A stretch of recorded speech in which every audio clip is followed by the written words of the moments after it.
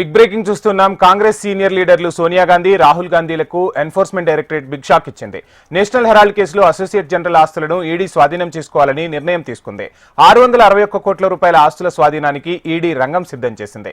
గతంలోనే ఈ ఆస్తులను ఈడీ అటాచ్ చేసింది. అసోసియేట్ జనరల్ ఆస్తులను యంగ్ ఇండియా కంపెనీకి తరలించినట్లు ఆరోపణలు ఉన్నాయి. అటాచ్ చేసిన ఆస్తుల్లో ఉన్న వాళ్లందరూ ఖాళీ చేయాలని ఈడీ ఆదేశించింది. తొలిసారిగా ఈ కేసులోనే సోనియా గాంధీ కుటుంబం కోర్టు మెట్లు ఎక్కింది.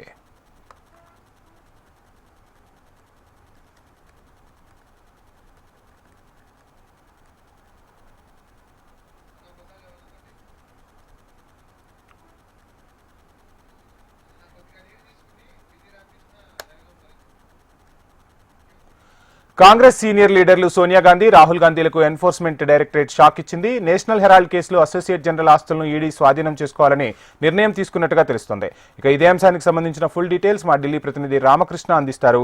రామకృష్ణ, చూస్తున్నాం ఈడీ ఆస్తులను అటాచ్ చేయడం కన్ఫర్మ్ అయినట్టుగా తెలుస్తుంది. ఓవరాల్ గా ఈ కేసు డీటెయిల్స్ ఏంటి? ఇక నేషనల్ హెరాల్డ్ కేసు విషయంలో సోనియా గాంధీ కుటుంబం తొలిసారిగా కోర్టుకు ఎక్కింది. సోనియా గాంధీ గాని, రాహుల్ గాంధీ గాని వీళ్ళిద్దరు కూడా కోర్టు మెట్లెక్కింది ఈ కేసులోనే. పాటియాలా కోర్టు మెట్లెక్కి ఈ కేసుకు సంబంధించి వివరణ ఇచ్చుకోవాల్సిన పరిస్థితి ఏర్పడింది. ఇక నేషనల్ హెరాల్డ్ కి సంబంధించిన ఆస్తులను యంగ్ ఇండియా కంపెనీకి చాలా చౌకగా తరలించారనేది ప్రధానమైన ఆరోపణ. ఈ ఆరోపణల నేపథ్యంలో 661 కోట్ల రూపాయలని అటాచ్ చేసింది. దాంతో పాటు అంతకుముందుకు 24 కోట్లు 75 కోట్లు అటాచ్ చేయడం జరిగింది. మొత్తంగా కూడా ఈ ఆస్తులు అన్నింటినీ కూడా ఇక అటాచ్ చేసిన ఆస్తులను స్వాధీనం చేసుకోవడానికి ఈ సిద్ధమైంది. మరి ఈ ఆస్తుల్లో ఉన్న వ్యక్తులు అందరూ ఎవరైతే ఉన్నారో వాళ్ళందరూ కూడా అక్కడి నుంచి బయటకు వెళ్ళిపోవాలని చెప్పేసి కూడా ఈడీ ఆదేశాలు జారీ చేసింది. మరి ఇది చాలా పెద్ద షాక్ సోనియా, రాహుల్ అని చెప్పొచ్చు. మరి దాదాపుగా ఏప్రిల్ 11న ఈడీ ఈ ఢిల్లీ, ముంబై, లక్నోలోని ప్రాపర్టీ రిజిస్ట్రార్లకు ఈడీ నోటీసులు జారీ చేసింది. అసోసియేటెడ్ జనరల్ లిమిటెడ్ కి చెందిన ఈ ఆస్తుల్ని సోనియా గాంధీ, రాహుల్ గాంధీ యాజమాన్యంలోని యంగ్ ఇండియా కంపెనీ ద్వారా కొనుగోలు చేశారు. మరి వీటికి సంబంధించి నిధుల దుర్వినియోగం జరిగినట్లు కూడా ఈడీ భావిస్తుంది. ఈ నేపథ్యంలోనే వీటికి నోటీసులు ఇష్యూ చేయడం జరిగింది. మరి దాదాపుగా ఈ కేసుకు సంబంధించి బీజేపీ నేత సుబ్రహ్మణ్య స్వామి 2000 కోట్లకు పైగా విలువైన ఆస్తులను నియంత్రించడానికి young India limited, associate general ఆస్తుల్ని దుర్మార్గ పద్ధతిలో స్వాధీనం చేసుకున్నట్లు కాంగ్రెస్ స్వాధీనం చేసుకున్నట్లు ఒక కేసు కూడా వేయడం జరిగింది. ఆయన కేసు నేపథ్యంలోనే ఇది బయటకు వచ్చింది. బీజేపీ నేత సుబ్రహ్మణ్య స్వామి అంతకుముందు గతంలో చూసుకుంటే జయలలిత ఆస్తులకు సంబంధించి కూడా ఆయన కేసు వేశారు. జయలలితను 2 సార్లు జైలుకి వెళ్ళడానికి కూడా కారణమైంది ఆయన. ఈ రోజు గాంధీ కుటుంబం కోర్టు మెట్లు ఎక్కడానికి కూడా సుబ్రహ్మణ్య స్వామి కారణం అని చెప్పొచ్చు.